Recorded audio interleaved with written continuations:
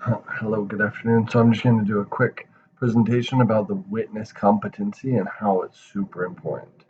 Uh, so just some simple standards that I found on the internet that I feel apply very greatly is that the three elements to consider when determining a testimonial competency, and that someone has that competency, is the competence of the witness to observe intelligently the events and then be questioned at the time of the occurrence.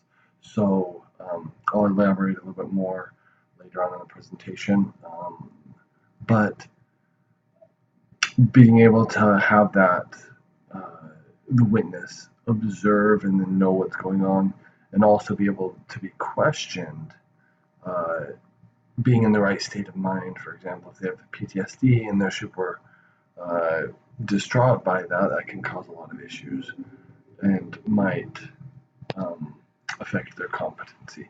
Second is the capacity of the witness to kind of recollect, to be able to remember the events, and then the capacity of the witness to be able to narrate the facts and what occurred.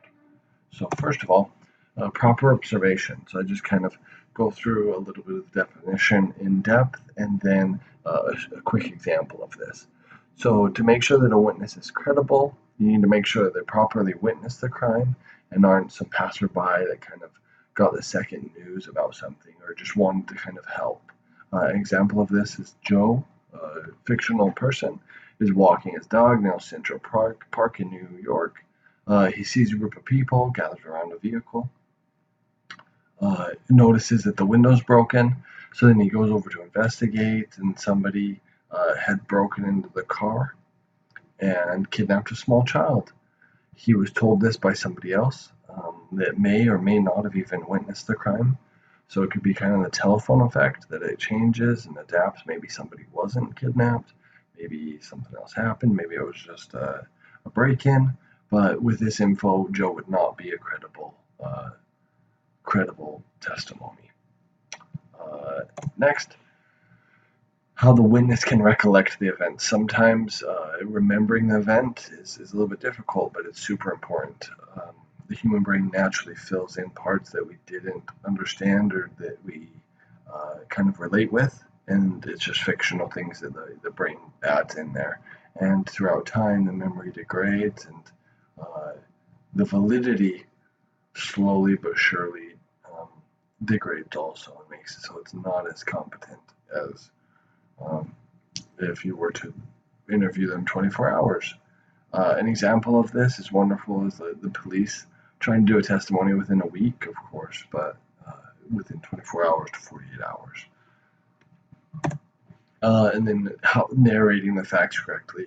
I kind of didn't understand this at first, but I feel as though it's just being able to express whatever they saw in a correct manner. I feel like if PTSD did tie into that, or if they're nervous, uh, because the fact that they're in front of a judge, somebody with authority, that can kind of cause some issues.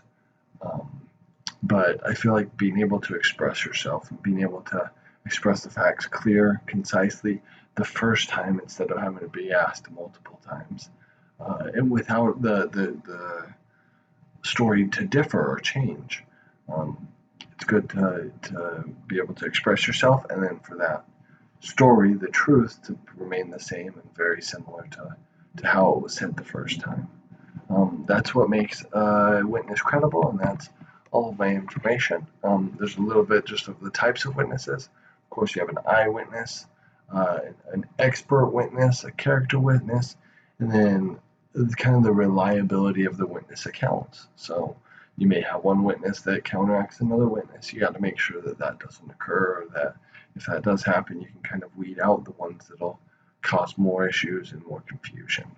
I hope you enjoyed my presentation.